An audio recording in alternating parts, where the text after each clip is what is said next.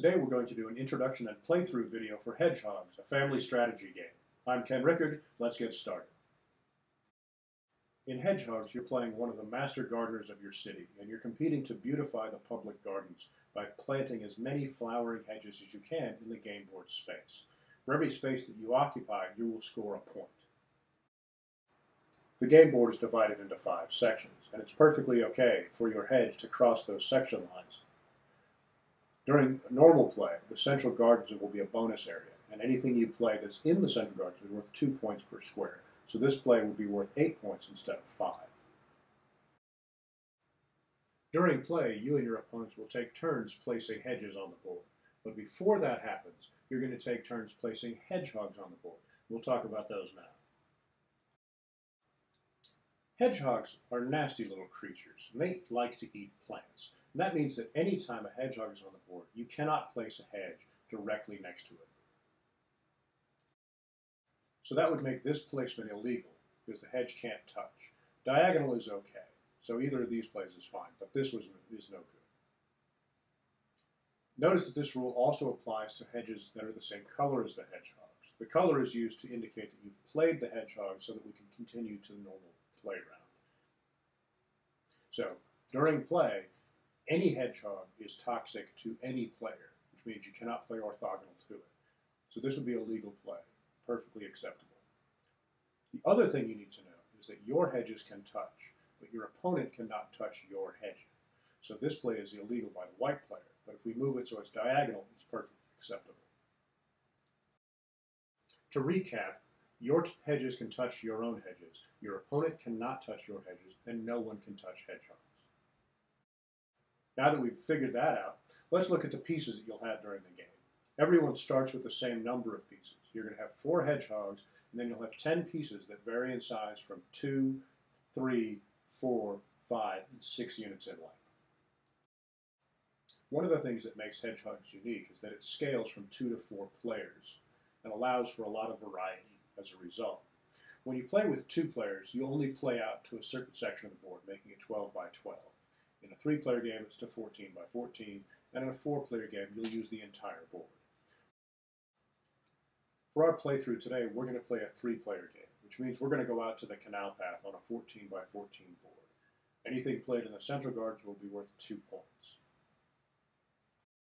We begin the game with hedgehog placement, with each player taking turns until all 4 hedgehogs are placed. The white player goes first, followed by blue, followed by gold. The object in this phase of the game is to try to make sure that you don't allow big plays early in the game. We want to make sure that the big bonus spots aren't available for everyone, so that no one goes in and plays a huge bonus that unbalances the game during the rest of the play. There are actually no rules about where hedgehogs have to be placed during this phase. You can place them next to each other or in any zone of the playable board. Perfectly acceptable. The strategy at this phase of the game is to try to keep players from making dominant moves by getting large pieces on the board in the bonus area. But you also want to make sure that you do leave space for large pieces so that you're going to be able to score to your maximum. Here's a great example where we have a big open bonus area space and we want to make sure it gets closed down. The white player is pretty confident that someone else will do it, so they go ahead and play outside of that bonus area. But then blue comes in and says, you know, let's go ahead and close that gap. Then when gold places the last hedgehog, we can move on to the next phase of the game. The white player has decided to be aggressive and wants to take the highest scoring move they can see on the board. They place a 4-unit piece in the bonus area to score 8 points to start off strong. The blue player is going to take a different tactic and concentrate on getting their biggest pieces on the board. By taking this strategic move, they also block off space that no one else can play in, since we know that no other hedge can touch a blue hedge. So blue has already made space for their other 6-unit hedge on the board. It's a very strong first play as well. The gold player takes advantage of a big opening in the center of the board and manages to play the 6-unit entirely within the central gardens. It's a 12-point play and also really strong. White continues their strategy by going for the high point value and places a 3-unit piece in the central gardens, getting bonus points for all squares. Blue continues their strategy by placing a 5-unit piece towards the edge of the board, again blocking space for a future play. Gold, looking at their pieces, decides that they better start blocking space as well and places towards the edge of the board, hoping to secure a spot for one of their longer pieces later in the game. The white player now, considering how the board is shaped out, has also noticed that we're starting to see limited space available. This is common in the game. So the white is going to try to carve out some space for themselves as well. They place the 4-unit piece over on the side. Blue is now feeling fairly confident, having watched the way the board is unfolded. They know they can get their biggest pieces on the board, so they're going to look for a high score play. Now they go in and dive into the center and find a place for their 3. The gold player follows suit, and notice that they've also sealed off a place for a future play because no one else can play between the 2 gold hedges.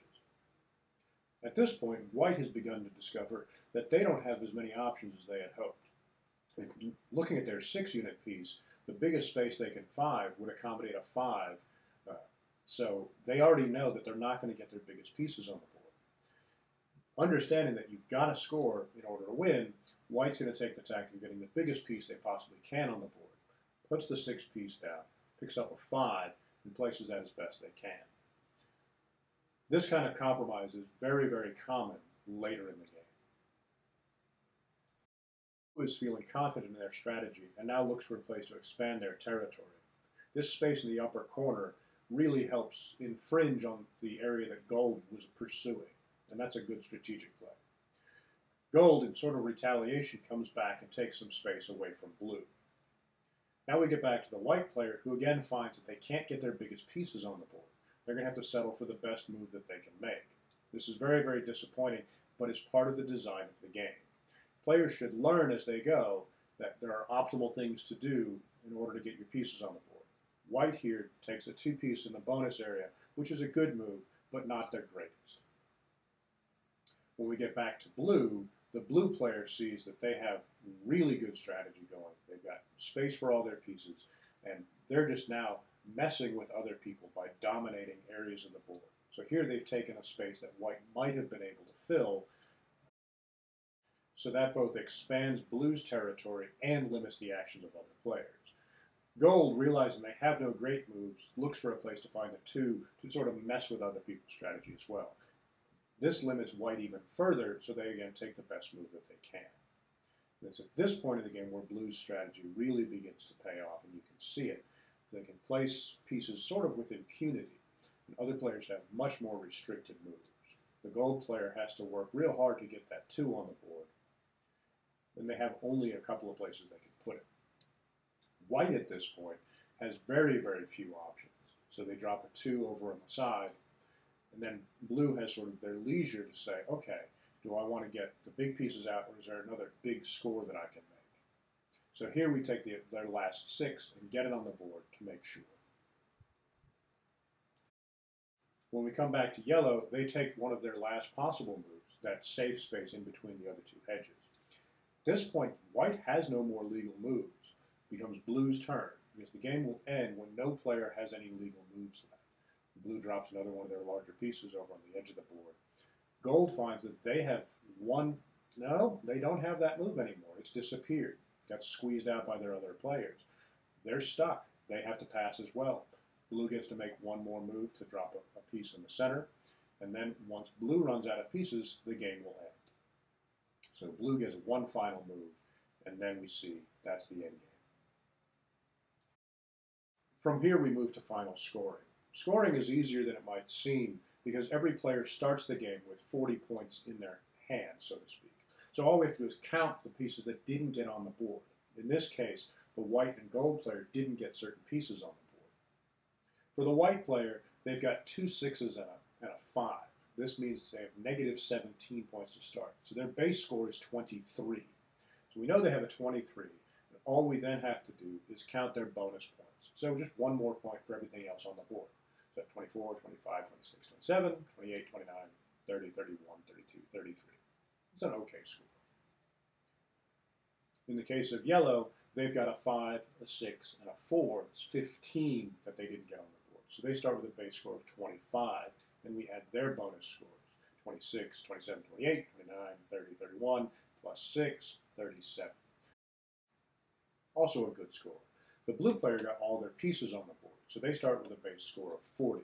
Then we just add what's in their bonus. They get 41, 42, 43, 44, 45, and they win this game. Before we go, let's take a look at the alternate board. This will appear on the reverse side. This is a Scrabble-style scoring where the bonus area is not condensed in the center. It is instead spread out throughout the board on these individual flower tiles. This makes gameplay more advanced and the logic a little more complex. Instead of being given a bonus based on where your hedge is placed, it depends on what your hedge is covering. So if you cover a flower, you get a bonus point. If you cover a flower of your own color, you get 2. So this 6-unit piece would instead score, when we look at it, 7, 8, 9, and 10.